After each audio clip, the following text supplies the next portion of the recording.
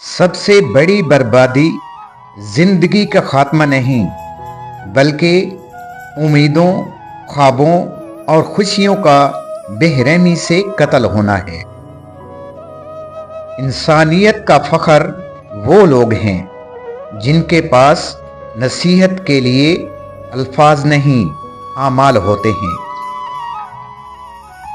اچھی نیند کے لیے ضروری ہے کہ خدا اور ہمسائے کے ساتھ صلح ہو۔ کم ظرف کے ہاتھ عزت دار کا کشکول آ جائے نا تو وہ اس میں تذلیل ہی ڈالتے ہیں، خیر نہیں۔ عزت ہمیشہ وقت اور حالات کی ہوتی ہے، انسان اسے اپنی سمجھ لیتا ہے۔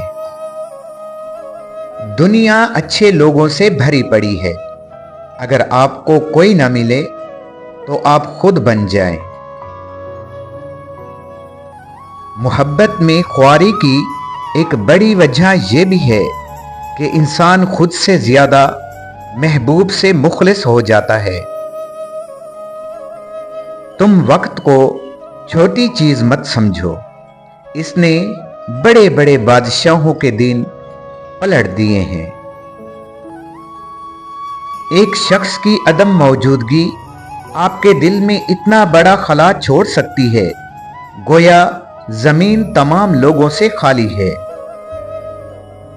ان پڑھ لوگ اتنے معصوم ہوتے ہیں کہ پڑھے لکھے کو محترم مانتے ہیں، اور پڑھے لکھے اتنے باشعور ہیں کہ ان پڑھ کو جاہل تصور کرتے ہیں۔ ہنسی اور خوش مزاجی دل کی سب سے بڑی دوائیں ہیں۔ اپنی زندگی کو خود انجوائے کریں، بجائے اس کے کہ کسی دوسرے کو ڈھونڈیں جو آپ کو خوش رکھ سکے۔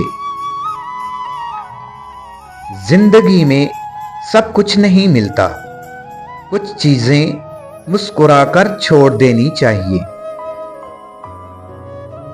ایک حکیم نے اپنے بیٹے سے کہا، اے میرے بیٹے، جیسے تو اچھی طرح بات کرنا سیکھ رہا ہے، ایسے ہی اچھی طرح بات سننا بھی سیکھ۔ کتنا دشوار ہے فطرت کا بدلنا یوسف، لوگ کعبہ گئے اور دل سے برائی نہ گئی۔ ذہن کو کتاب کی ضرورت ہوتی ہے، جیسے تلوار کو اپنی دھار برقرار رکھنے کے لیے پتھر کی ضرورت ہوتی ہے۔ اس کائنات میں موجود ہر شے کی مادری زبان محبت ہے۔ انسانوں کی خاموشی کو سننا اور سمجھنا سب سے مشکل لیکن سب سے بہتر کام ہوتا ہے۔ لوگوں کا مذاق نہ اڑائیں اور نہ ہی مصیبتوں کا مذاق اڑائیں۔ آپ نہیں جانتے کہ کل تقدیریں آپ کے ساتھ کیا کردار رکھتی ہیں۔ ایک لفظ کچھ نہیں میں کتنے راز اور کتنی تکلیفیں دفن ہوتی ہیں۔ جب ہم مشکل وقت میں اپنے قیمتی اثاثے بیچ رہے ہوتے ہیں تو ہمارے دوست احباب اور رشتہ دار کم دام میں خریدار ہوتے ہیں۔ یہی دنیا کی حقیقت ہے۔ حقیقت کو اندھا کر دینے سے آنکھوں کی روشنی ماند پڑ جاتی ہے۔